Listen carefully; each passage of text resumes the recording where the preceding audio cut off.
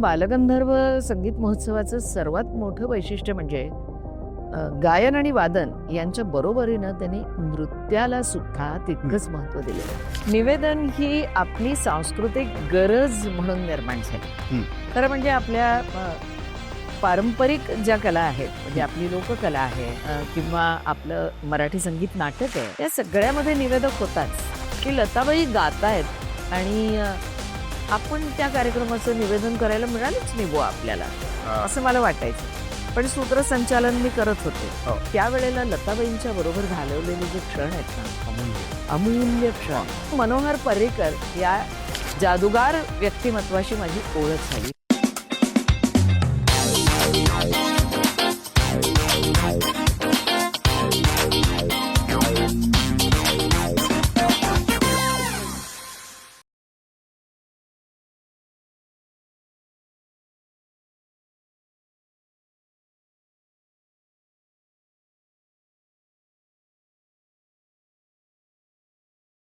नमस्कार मित्रांनो, मी अनिकेत बापट तुम्हा सर्वांचं मनापासून स्वागत करतो डिजिटल गप्पांच्या बालगंधर्व संगीत महोत्सव स्पेशल एपिसोडमध्ये.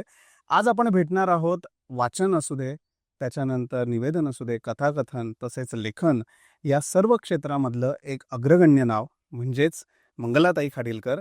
आणि मंगलाताईंसोबत आज आपण निवेदनाचे काय मर्यादा आहेत, काय मानदंड आहेत, या सगळ्याविषयी गप्पा मारणार आहोत. तर वेळ वाया न घालवता भेटूयात मंगलाताईंना आणि सुरुवात करूयात आजच्या एपिसोडला. Let's go. नमस्कार मंगलाताई, कशा आहात? अरे एकदम मस्त, नेहमीसारखी. सगळ्यात महत्वाचं, सगळ्यात पहिले भागाच्या सुरुवातीला तुमचं मनापासून स्वागत डिजिटल गप्पांच्या या एपिसोडमध्ये. मलाही खूप आनंद आहे. येस. सो बालगंधर्व संगीत महोत्सवासाठी आपण आज भेटलेलो आहोत. पहिला दिवस आहे आज. तर तुम्ही इतके वर्ष बालगंधर्व संगीत महोत्सवासाठी निवेदन करताय, तर हा अनुभव कसा आहे तुमचा?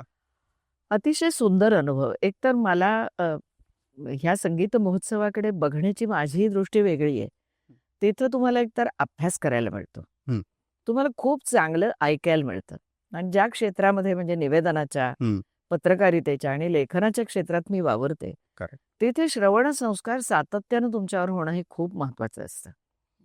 निवेदनाच्या व्यासपीठावरून जे तुम्हाला बोलता येत नाही किंवा ते बोलायला तुमच्याकडे वेळ नसतो, बरोबर, तो या संवादातून तुम्हाला मिळू शकतो. संगीत विषयक जे काही तुम्ही ज्ञान मिळवलं, माहिती मिळवलीत, जे काही ऐकलं, ज्याचा तुलनात्मक अभ्यास तुमच्या मनाने कुठेतरी मनातच केला, ते सगळं तुम्हाला मांडता येतं. बरोबर. आणि तशी संधी ज्या काही संमेलनांनी मला दिलेली आहे, त्यातलं एक महत्वाचं संमेलन म्हणजे बालगंधर्व संगीत महोत्सव. बरोबर बरोबर. आणि किशोरीताईंच्या बरोबरचा प्रवास, त्यांच्याबरोबर बोलणं, उस्ताद अमजद अली खान साहेब आलेत, त्यांचं सरोद वादन ऐकता ऐकता त्यापूर्वी आणि त्यानंतर त्यांच्याबरोबर बोलणं, त्यांचं बोलणं ऐकणं, किंवा मला आठवतं त्रिलोक गुरटूंनी तालवादनाचा एक वेगळा असा कार्यक्रम केला होता. बरोबर. आणि इतके भारून गेलो होतो आम्ही सगळे जळगावकरांसह. किंवा तौफिक कुरेशी आले होते आणि त्यांनी सुद्धा आपली तालवाद्य कचेरी खूप वेगळ्या रीतीनं सादर केली होती. तर ते सगळं स्मृतीची चाळता पानं तसं माझ्या मनामध्ये कायमचं वसलेलं आहे. आणि ते संजीवक क्षण आहेत. किंवा बालगंधर्व संगीत महोत्सवाचं सर्वात मोठं वैशिष्ट्य म्हणजे गायन आणि वादन यांच्या बरोबरीनं त्यांनी नृत्याला सुद्धा तितकंच महत्त्व दिलेलं आहे. बरोबर. त्यामुळे शास्त्रीय नृत्य, विविध नृत्य प्रकारांचा तौलनिक असा कार्यक्रम, हे या संमेलनाचं वैशिष्ट्य आहे. आणि अनेक नाट्यसंगीताच्या मैफली ज्या इथं सादर झाल्या, त्या बऱ्याचशा मी याची देही याची डोळा आणि अनुभव घेतलेला आहे. तुम्ही आता जे म्हटलात ना, ते मला अगदी पटलं की निवेदन म्हटल्यानंतर एक स्क्रिप्ट असते, एक ठराविक पॅटर्न असतो, तिथे आपल्याला तेवढंच एक्सप्रेस होता येतं. पण अशा माध्यमांमधनं आणि निवेदन सोडून पत्रकारिता असेल किंवा बाकीचे जे तुम्ही सगळे लेखन, वाचन या सगळ्या गोष्टींमधनं तुम्ही जे एक्सप्रेस होता ते महत्वाचं आहे. त्याच्यातनं तुम्ही स्वतःला पूर्ण वेळ देऊ शकता. अगदी बरोबर आहे. करेक्ट. सो आपल्याला सगळ्यांना माहिती आहे, रादर प्रेक्षकांनाही तेवढंच माहिती आहे की कलेचं माहेरघर म्हणून महाराष्ट्राकडे बघितलं जातं. तर परंपरा जर का आपण म्हटली तर गायन असू दे, अभिनय असू दे, अशा विविध क्षेत्रांमधली खूप मोठी परंपरा आहे महाराष्ट्राला. निवेदन हा जर आपण एक पार्ट बघितला तर त्याची सुद्धा तेवढीच मोठी परंपरा आहे आणि त्याच्यातला एक अविभाज्य घटक म्हणजे तुम्ही आहात. नक्कीच. तर या निवेदनाबद्दल काय सांगाल? निवेदन ही आपली सांस्कृतिक गरज म्हणून निर्माण झाली. हं. खरं म्हणजे आपल्या पारंपरिक ज्या कला आहेत, म्हणजे हं. आपली लोककला आहे किंवा आपलं मराठी संगीत नाटक आहे, या सगळ्यामध्ये निवेदक होताच. हो. त्याची वेगवेगळी रूपं आपल्या आसपास वावरत होतीच. बरोबर. म्हणजे विष्णुदास भावेंनी मराठी संगीत रंगभूमीची प्राणप्रतिष्ठा केलीच हं, आपण म्हणतो. हं. तर त्यांच्या नाटकातला सूत्रधार दुसरा कोणीच नव्हता. तो निवेदक होता. उत्तम बोलायचा, उत्तम अभिनय करायचा. बरोबर. मधनं त्याला गरज असली तर तो गायचा. हं, म्हणजे ज्याला आपण म्हणूया, की ज्याला गाणं समजतं, ज्याला थोडंसं गाऊन दाखवता हं, येतं, हं. ज्याला हसऱ्या चेहऱ्यानं बोलता येतं, बरोबर. आत्मविश्वासानं आपली देहबोली संवाद माध्यम वापरताना हं, हं. त्याला वापरता येते. बरोबर. अशी माणसं अगदी फार पूर्वीपासून आपल्या सांस्कृतिक क्षेत्रात गरजेची होती. हं. मग त्यांची रूपं वेगळी होती. तो शाहीर होता. तो आपल्या वेगवेगळ्या दशावतार आणि या सगळे खेळे यांच्यामधला जो आपल्याशी बोलणारा आणि संवाद साधणारा होता, तो बरोबर. निवेदकच होता. बरोबर. आपल्याकडे रविकिरण मंडळ होतं. तर हं. त्या रविकिरण मंडळामध्ये कवी आपल्या कविता गाऊन दाखवायचे हं, हं. आणि आपल्या कवितेचं मनोगत स्वतःच सांगायचे. पण हे सगळ्या कवींना जमतं का? नाही. नाही. कार्यक्रमाचं स्वरूप जसं वाढत गेलं, हं, सांस्कृतिक क्षेत्र व्यापक होत गेलं, तसं अशा व्यक्तीची गरज निर्माण झाली. हं, हं. हे माझे विचार आहेत. बरोबर. आणि त्यातून मग निवेदक हा जन्माला आला. बरोबर. पण आपल्या महाराष्ट्राची परंपराच इतकी मोठी आहे, की पहिल्यांदा ज्यावेळेला असे निवेदनाची गरज असलेले कार्यक्रम सादर व्हायला लागले ना, हं, हं. त्यावेळेला आपले साहित्यिकच निवेदन करत होते. हो. म्हणजे वसंत बापट म्हणा, बरोबर. मंगेश पाडगावकर, शांताबाई शेळके, व्यंकटेश माडगुळकर, पु ल देशपांडे, आता अशी दिग्गज माणसं ज्या वेळेला निवेदन हं. करत असतील, सुहासिनी मुळगावकर बरोबर. म्हणजे संगीत रंगभूमीचा शास्त्रीय संगीताचा अभ्यास असलेली हं, व्यक्ती स्वतःच्या कल्पना स्वतः लिहून काढते हं. आणि त्या नवनव्या कल्पना सादर करताना निवेदनाचा जो फॉर्म आहे तो वेगवेगळ्या रीतीनं वापरते. हं. हे सगळे प्रयोग त्या काळात ह्या साहित्यिक मनाच्या आणि साहित्यिक म्हणून वावरणाऱ्या मंडळींनी केले. बरोबर. ॲब्सोल्युटली. आमची जी पिढी आहे म्हणजे गेली 45-50 वर्ष निवेदनाच्या क्षेत्रात आहे. वाह! त्या पिढीचं वैशिष्ट्य असं आहे, की ती निवेदक म्हणूनच तुम्हाला सामोरी आली. करेक्ट. करेक्ट. आणि ती आधी निवेदक होती आणि मग निवेदन करता करता निवेदनात आपली वाढ होता होता त्यांच्या लक्षात आलं, की अरेच्चा याला लिहित्या हाताची गरज आहे हं, किंवा लिहिता हात असणं ही आता माझ्या मनाची गरज आहे. हं. मला वेगवेगळ्या माध्यमातून अभिव्यक्त व्हायला पाहिजे. बरोबर. आणि मग निवेदनाच्या बरोबर मग व्याख्यान आहे, हं, प्रवचन आहे, निरूपण आहे, मुलाखती आहेत, सूत्रसंचालन आहे हं. आणि कथाकथन हा सुद्धा त्याचाच एक प्रकार आहे. बरोबर. या सगळ्या माध्यमातून एकदा आवड लागली ना, की माणूस अभिव्यक्त व्हायला लागतो. बरोबर. माझं स्वतःचं असं झालेलं आहे. हां, कारण तुम्ही आत्ता जे बोलता बोललात, की निवेदन अ, करत असताना हो. त्याचे वेगवेगळे फॉर्म्स आहेत. हो. सो मला नेहमी हा प्रश्न पडतो, की आपण कित्येक प्रकारचे विविध प्रकार इन टर्म्स ऑफ कार्यक्रम म्हणतोय मी, की जसं बालगंधर्व संगीत महोत्सव आहे, पुण्यामध्ये सवाई गंधर्व होतो. हो. तसे छोटेखानी सुद्धा कितीतरी मैफिली होत असतात हो. पूर्ण महाराष्ट्रामध्ये, जगभरामध्ये. पण मग जसा कार्यक्रमाचं स्वरूप बदलतंय, जसा पॅटर्न बदलतोय, तसं निवेदनाचा फॉर्म सुद्धा बदलतो का? हो, अगदी. आणि दुसरी गोष्ट म्हणजे आपण आत्ता जे बोलतोय ते हं. संगीत महोत्सवांबद्दल बोलतोय. बरोबर. पण अनेक साहित्यिक प्रकृती धर्माचे कार्यक्रम जे असतात, त्यांना सुद्धा निवेदन लागतं. हं, हं. त्याच्यानंतर अनेक कला प्रकार एकत्र गुंफलेले असतात, हं. तिथेही निवेदन लागतं. बरोबर. निवेदक ही व्यक्ती कशी असते, की मित्रत्वाच्या नात्यानं आपल्याजवळ असलेली माहिती आणि आपली पूर्वतयारी हां. चांगल्या शब्दात, साध्या अशा शब्दात सर्वांना आपल्या कवेत घेऊन घेऊन. ती सांगत असते. वाह! तिला आपण निवेदक असं म्हणतो. बरोबर. म्हणजे बरोबर. त्याच्या ज्या गरजा आहेत, हं. त्या तुला माहिती आहे, की एकतर बोलण्यातली स्पष्टता पाहिजे, हं. उच्चारातली स्पष्टता पाहिजे, त्याच्याबरोबर विचारांची स्पष्टता पाहिजे. बरोबर. पूर्वतयारी केली आहे, पण पूर्वतयारी दाखवत नाही. असे हां, सहजता हां. वाह! पाहिजे. वाह! दुसरी गोष्ट म्हणजे आपण म्हणतो ना, की बोलण्यातले आरोह, अवरोह जे वाह! असतात, ते हं. सांभाळणारं पाहिजे. नादवळणं असतात प्रत्येक गोष्टीसाठी. ती सांभाळणारी अशी व्यक्ती पाहिजे. आणि मला किती माहिती आहे, ऐकता का जरा? अशा तऱ्हेचा आविर्भाव नाही लागत. हा. माहिती तर मिळवा, पूर्वतयारी तर करा, संहिता तर लिहा, हम्म, पण ते सगळं करताना तुमच्यातला मैत्रीपूर्ण संवाद बरोबर. हरवू देऊ नका.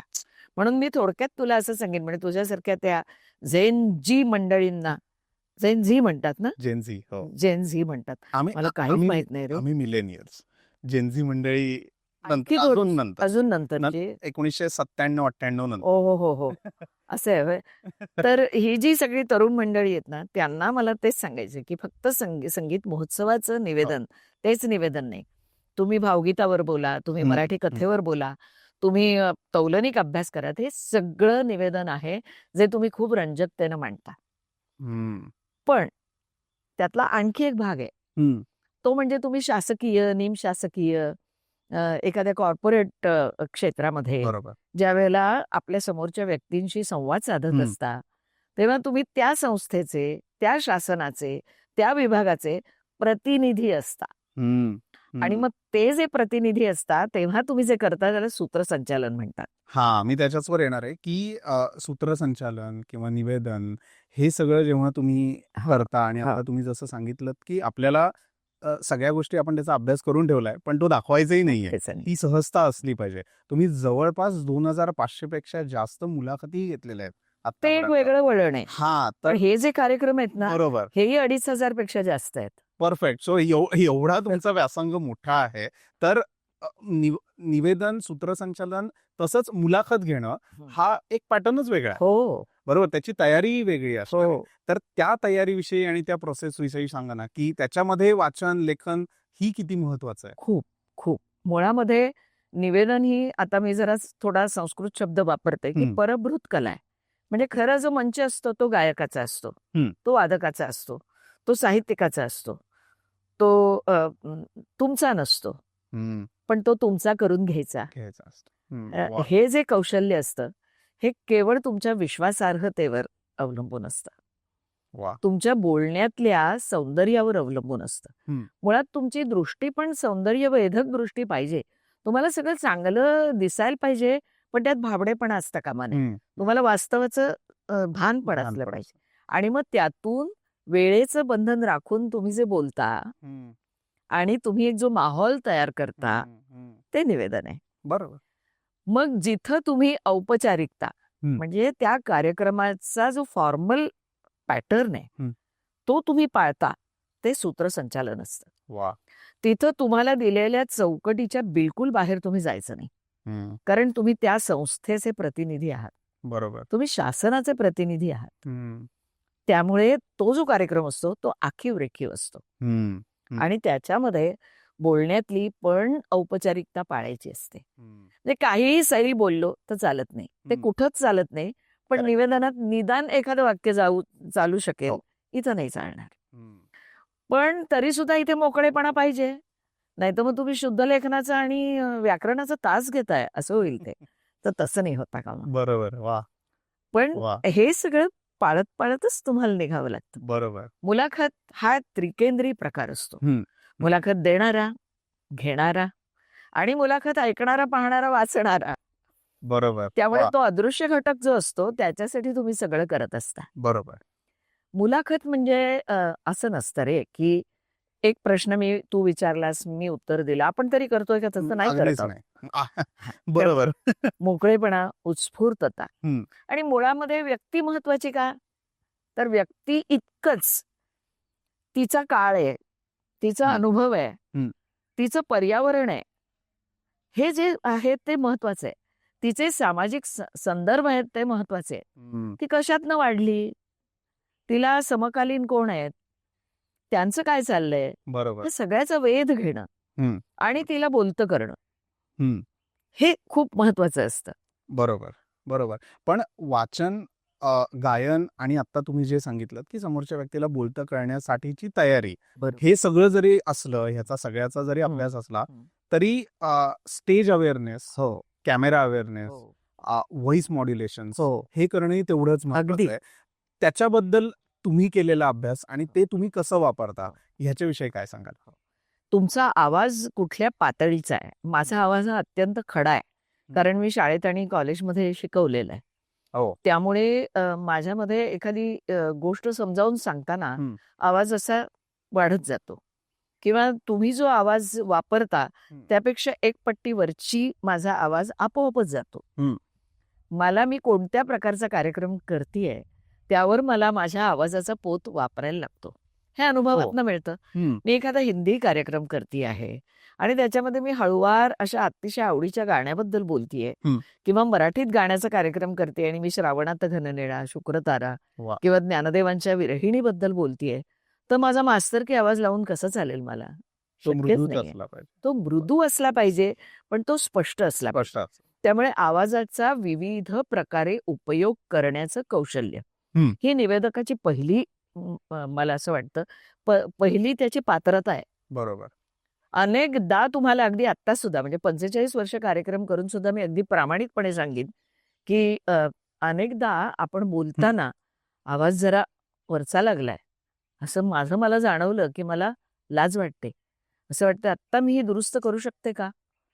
कारण ते आपोआप आपण भावना वेगामध्ये बोलायला गेलो की आरोह वाढत जातो त्याचा. बरोबर. असं होतं. पण प्रत्येक कार्यक्रमाकडे बघण्याची हां. आता मुलाखत घेताना सुद्धा पोटात शिरायचंय ना, हं. हृदयात हं. शिरायचंय तुम्हाला. त्या व्यक्तीने का बोलावं तुमच्याशी मोकळेपणानं? बरोबर. तुमच्याकडे जर ते नसेलच किंवा ती संवेदनशीलता नसेल तर तो बोलेल का मोकळेपणानं? नाही ना, अगदीच नाही. नाही बोलणार. बरोबर. तर हे सगळं सांभाळून आवाजाचा वापर करणं, हं. भाषेचा वापर करणं. वाह!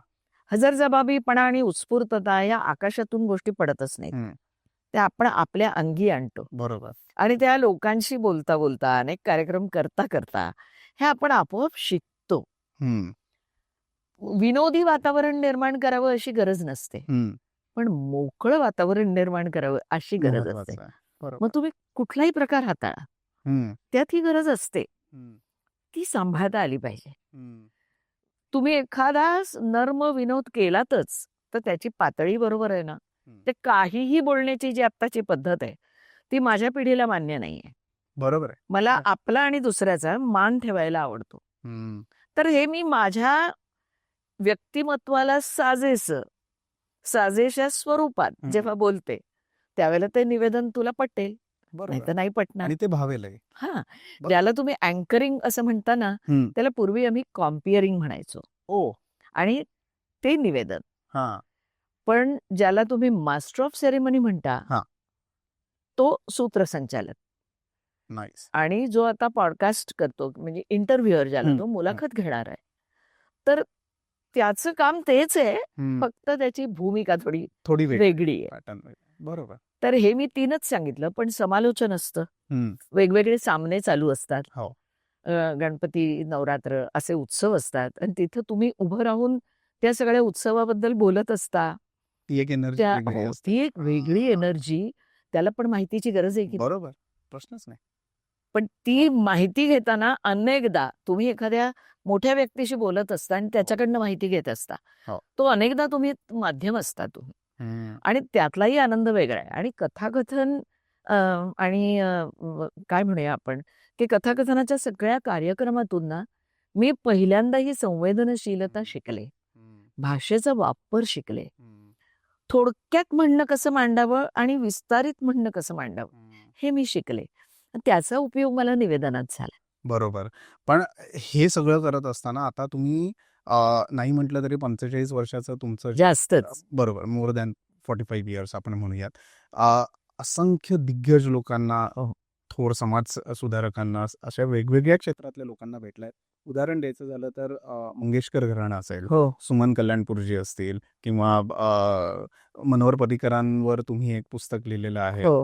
ह्या सगळ्या मोठ्या लोकांना भेटून त्यांच्याशी संवाद साधून त्यांच्याबरोबर वेगवेगळ्या कार्यक्रमांचे प्रवास भारतामध्ये असेल किंवा भारताच्या बाहेर असेल, तर हे सगळं जेव्हा तुम्ही करता तेव्हा असे किस्से घडत असतील की जे लक्षात राहिलेत आजही तुमच्या. तर सांगू का किस्से सांगायला आपल्याकडे तेवढा वेळ आहे की नाही माहिती नाही. पण जवळजवळ 15 वर्ष मास्टर दीनानाथ स्मृती प्रतिष्ठानचे कार्यक्रम मी केले आणि त्या प्रत्येक कार्यक्रमाला लताबाई असायच्या. माझ्या मनात एक नेहमी खंत असायची की लताबाई गातायत आणि आपण त्या कार्यक्रमाचं निवेदन करायला मिळालंच नाही बुवा आपल्याला, असं मला वाटायचं. पण सूत्रसंचालन मी करत होते. हो. आणि त्यावेळेला लताबाईंच्या बरोबर घालवलेले जे क्षण आहेत ना, अमूल्य क्षण वा. आहेत. म्हणजे आपण सरस्वतीचं एक रूप पाहत असतो बघ, तर अगदी. ती त्यांच्या पायातली सोन्याची पैंजणं, वा. अगदी साधी दिसणारी पण अतिशय भारी अशी त्यांची कॉटन सिल्क अशी साडी, त्यात सामावलेलं त्यांचं रूप, वा. त्यांचा वक्तशीरपणा आणि बोलण्यातली रुजुता. शिस्त तर पाळायचीच आहे, पण ती शिस्त आपल्यासोबत सगळ्यांनी पाळावी असा त्यांचा सौम्य परंतु निर्धार आणि अट्टहास, ह्या सगळ्या गोष्टी मी पाहिल्यात.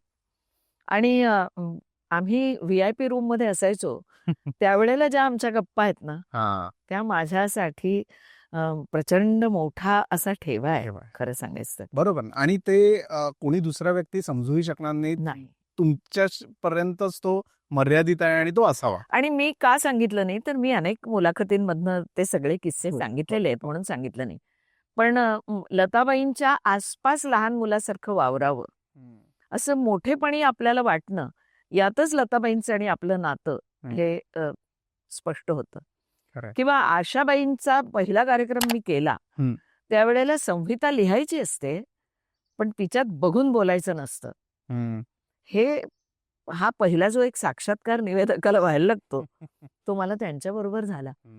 कारण इतका मोठा ग्रंथ आहे त्या, की तुमच्या त्या तोटक्या निवेदनाने ते व्यक्तिमत्व कवेतच घेता येत नाही आपल्याला. काय करणार आहात तुम्ही? किंवा बाळासाहेब मंगेशकर हे इतके विद्वान, आणि आपल्याच गाण्याकडे म्हणतो ना आपण असं वेगवेगळ्या कोणातनं बघावं, तसं बघणारं व्यक्तिमत्व आहे ते.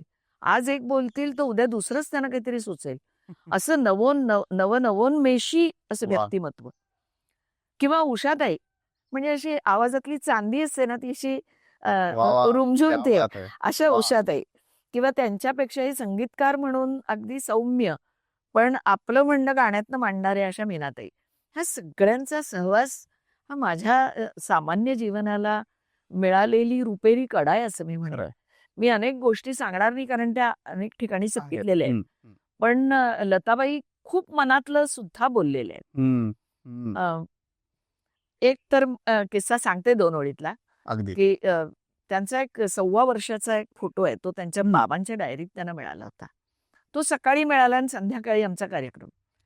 त्यांनी तो कोणाकडनं तरी मोबाईलमध्ये त्याचा फोटो काढून घेतला आणि आम्हाला जशी उसंत मिळाली तशी त्यांनी मला दाखवला आणि म्हणाल्या की कोणाचा आहे फोटो, ओळखा.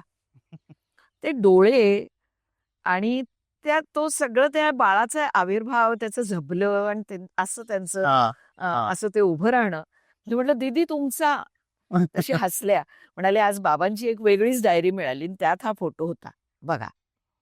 आता हा क्षण माझा आहे ना, या लताबाई माझ्या आहेत, त्या 1.25 वर्षाच्या लताबाई पण माझ्या आहेत, आणि त्या मी पहिल्यांदा जगात पाहिल्या, ह्याचा मला आनंद आहे. आणि ते हक्कानी आणि त्या हक्कानी त्यांनी मला सांगितलं, हा आनंद आहे. तसं सुमन कल्याणपूर यांचं पुस्तक लिहावं म्हणून मी त्यांच्या नाही जवळ गेले. मी त्यांना हे सांगायला गेले की तुमच्याबद्दल माहितीच उपलब्ध नाहीये, तर मग पुढच्या पिढ्यांनी काय करावं, तुम्ही बोलाल का, असं विचारायला गेले. त्यातून ते पुस्तक आलं. आणि मी नेहमी असं म्हणते की हिरवा चाफा असतो ना, तो असं पानाआड दडतो. तुमच्या पिढीने बघितलाय की नाही मला माहित नाही, पण हिरवा चाफ्याचा एक वेगळा गंध असतो, वेगळा आवाज, तो वेडं पिसं करतो बघ आपल्याला.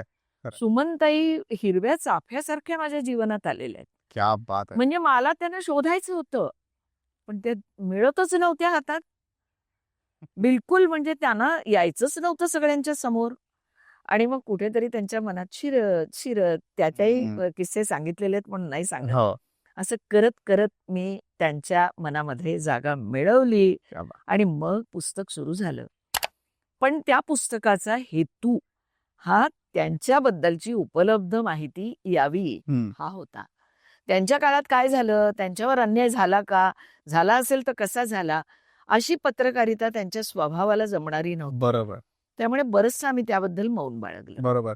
मंगलाताई, तुम्ही आता वाचनाविषयी बोललात की वाचन जेवढं महत्वाचं आहे तेवढंच त्या वाचनाचा उपयोग तुम्ही लिखाणातही करता आणि लिखाण हेही तेवढंच महत्वाचं आहे. तुमचं निवेदन असेल, सूत्रसंचालन असेल, मुलाखत असेल या फॉर्मसाठी.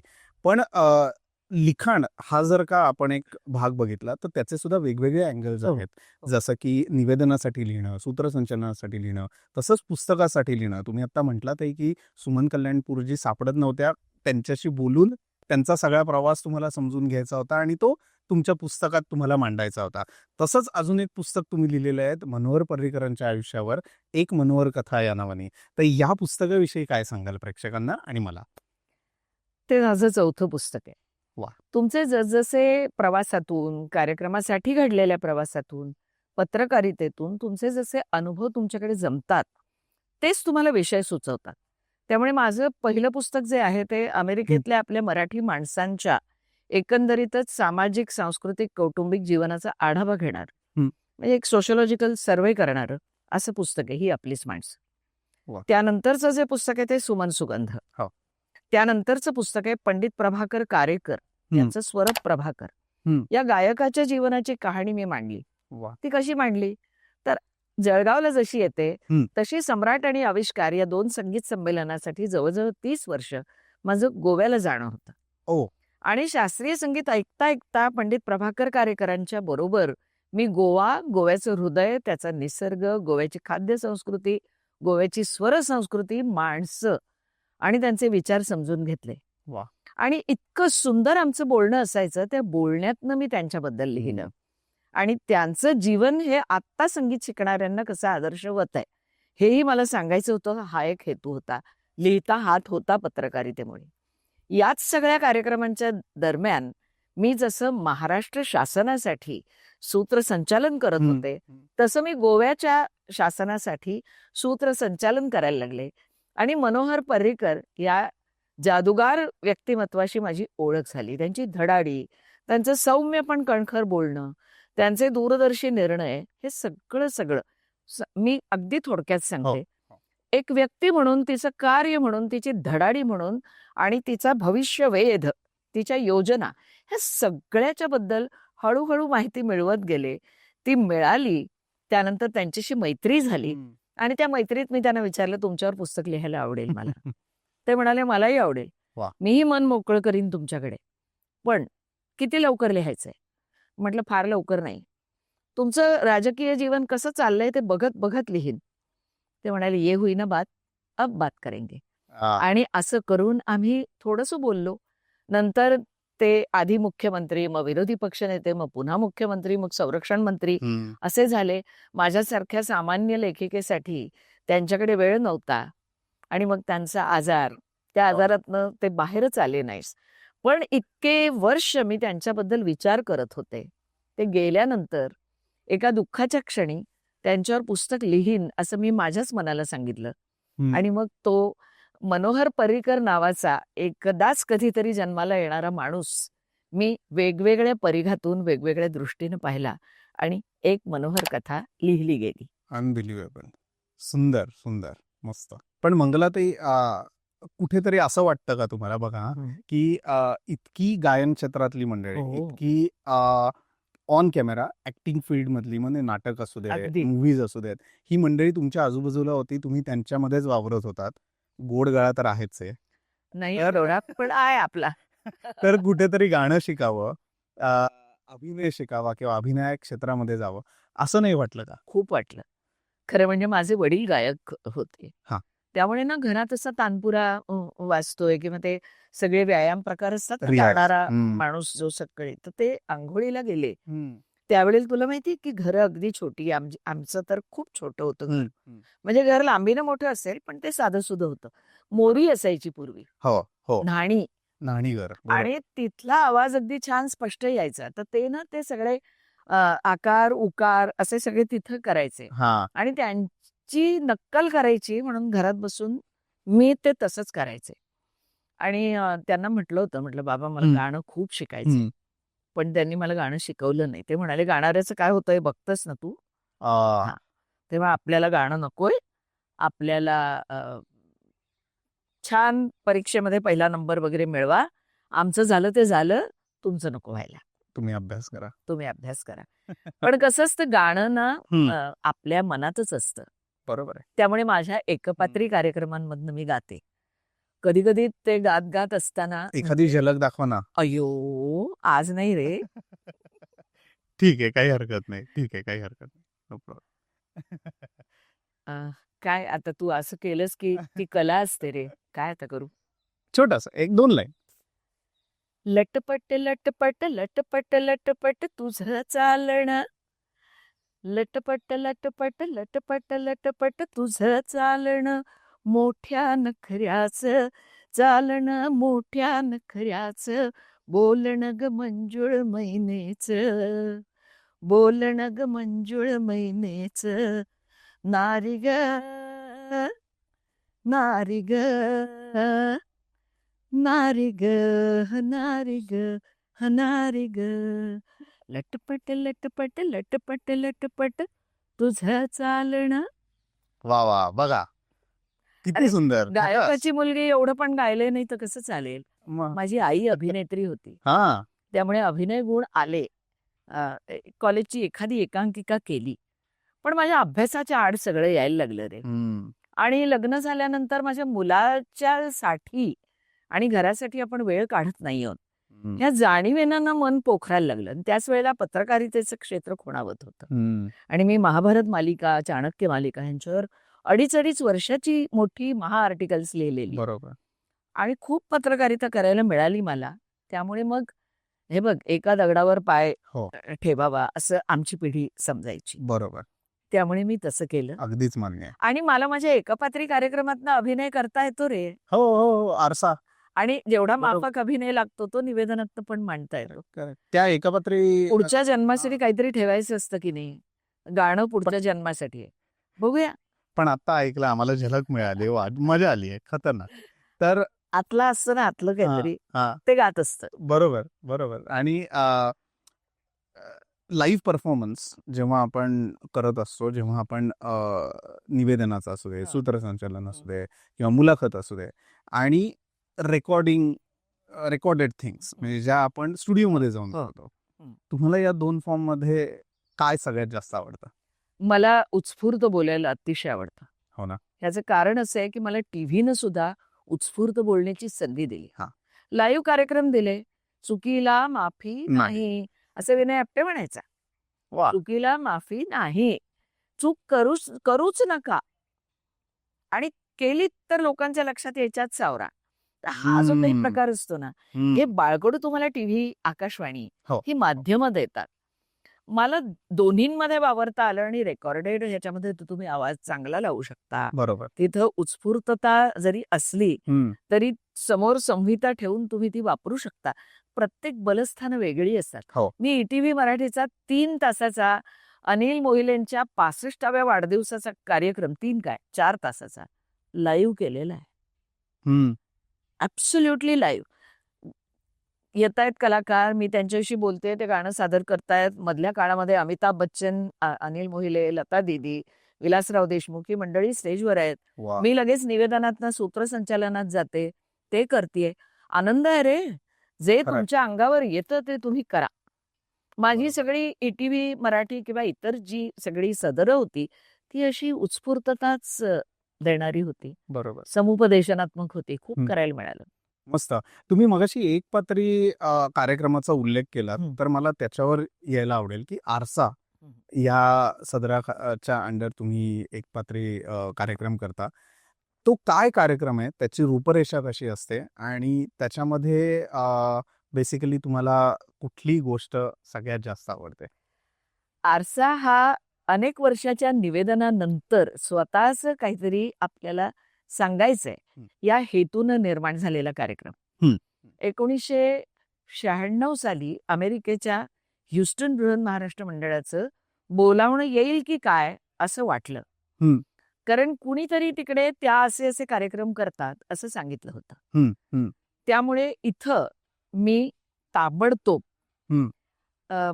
आरसा नावाचा कार्यक्रम, ज्याच्यामध्ये कथा, कविता, किस्से, गाणी, आठवणी, मनात रुजलेली भेटलेली माणसं अशी सगळी घेऊन आणि आपले जीवनाविषयक जे काही विचार आहेत हम्म. मांडत मांडत हम्म. खरं तर मी तो वा. कार्यक्रम केला. 1.5 तास मला वाटला होता, पण 1 तासच मिळाला.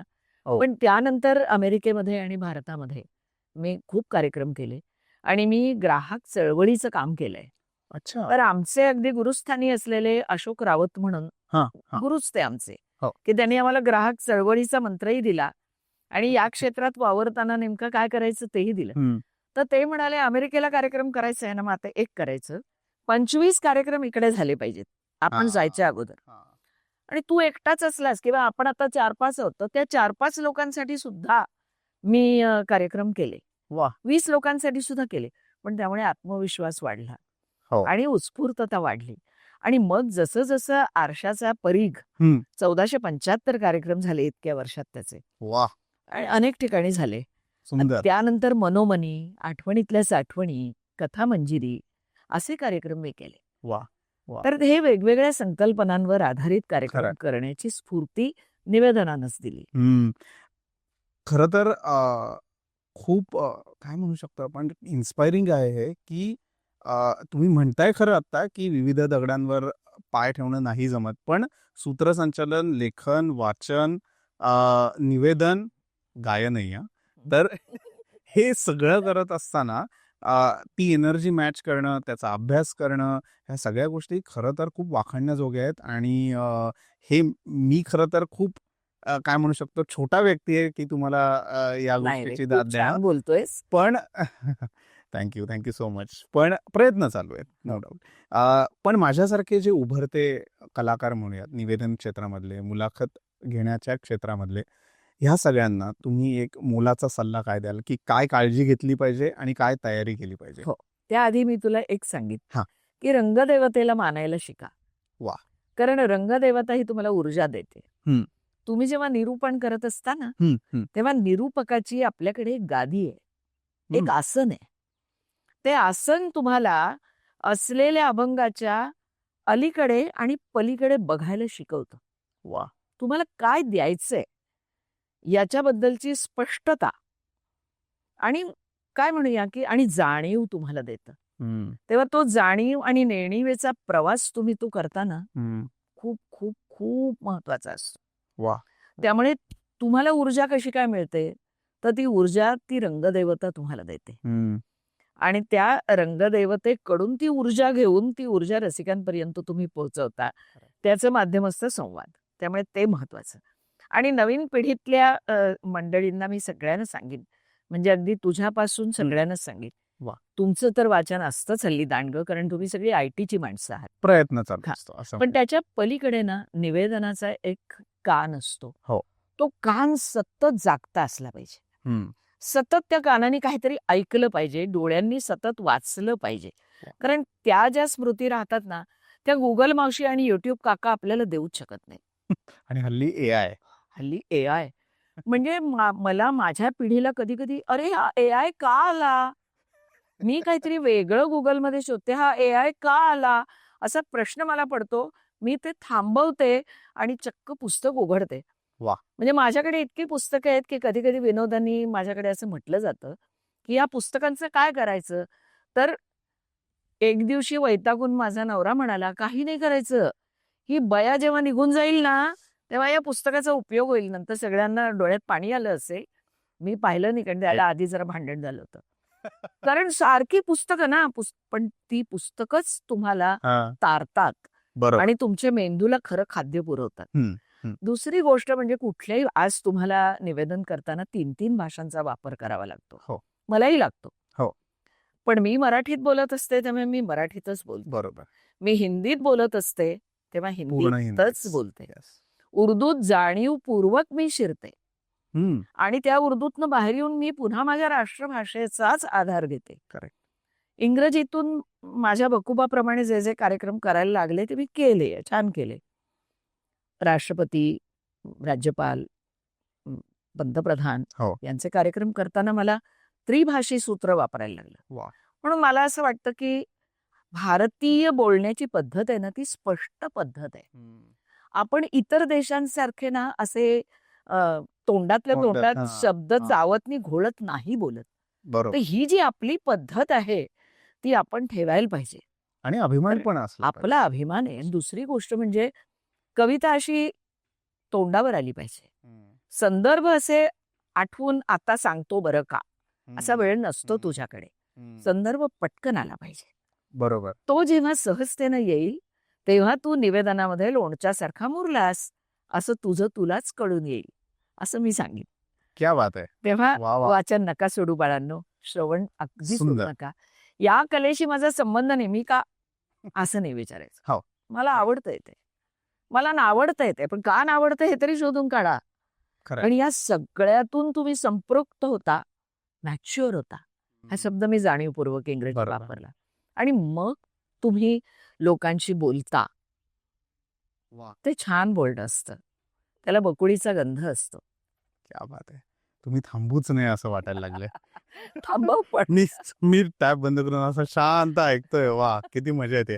पण कुठेतरी थांबावं लागेल मंगला. हो. आणि भागाच्या शेवटाकडे जरी आपण आलो असलो तरी तुम्हाला जे मी ज्या भागाची सुरुवात जिथनं केली होती, तुम्हाला पुन्हा एकदा मनापासून धन्यवाद. कारण तुम्ही अतिशय वेळात वेळ काढून बालगंधर्व संगीत महोत्सवासाठी जरी आला असाल तरी डिजिटल गप्पांसाठी इथे येऊन आमच्याशी गप्पा मारल्यात, प्रेक्षकांशी गप्पा मारल्यात. खूप छान वाटलं. आणि भविष्यातही आपण पुन्हा भेटत राहू. नक्की. तुम्हाला कसं वाटलं माझ्याशी बोलून आणि डिजिटल गप्पांशी बोलून? खूप छान वाटलं. कारण माझ्या आयुष्यातली जवळजवळ 20 वर्ष मी मुंबई विद्यापीठात हो. निवेदन हा विषय पत्रकारितेच्या अभ्यासक्रमात शिकवत आलेली आहे. वा. तर त्यामुळे मला वेगवेगळ्या पिढ्यांमधल्या मुलांशी बोलता आलं. हं. तुझ्या पिढीशी बोलत असताना मला तुझी पिढी काय विचार करते, कशी भाषा वापरते, ह्याचा अभ्यास करता येतो. बरोबर. आणि मी कार्यक्रमाला जात असते ना, त्यावेळेला अशी तुझ्या वयाची मुलं सगळी माझ्या अवतीभोवती असतात. मावशी कशा आहात तुम्ही? काकू कशा आहात तुम्ही?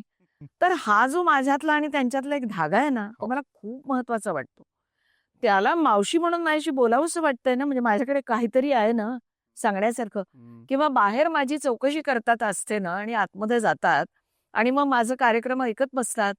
त्यावेळेला मला असं वाटतं की माझं एक ते दुहेरी नातं आहे ना, ते मला जपायचंय. त्या पिढीचा तू प्रतिनिधी आहेस, म्हणून मला आणि तुझ्या सगळ्या टीमला भेटून खूप आनंद झाला. वा. Thank you so much. नमस्कार. थँक्यू. तर मित्रांनो, तुम्हाला आजचा एपिसोड कसा वाटला आणि मंगलाताईंसोबतच्या गप्पा किती रंगल्यात किती नाही हे तुम्ही आम्हाला कमेंट करून सांगा. आणि डिजिटल गप्पाला लाईक, शेअर आणि सबस्क्राईब करायला विसरू नका. तुमच्या कमेंट्स ही आमच्यासाठी खूप महत्त्वाच्या आहेत. भेटूयात पुढच्या भागात. तोपर्यंत बघत राहा डिजिटल गप्पा. धन्यवाद.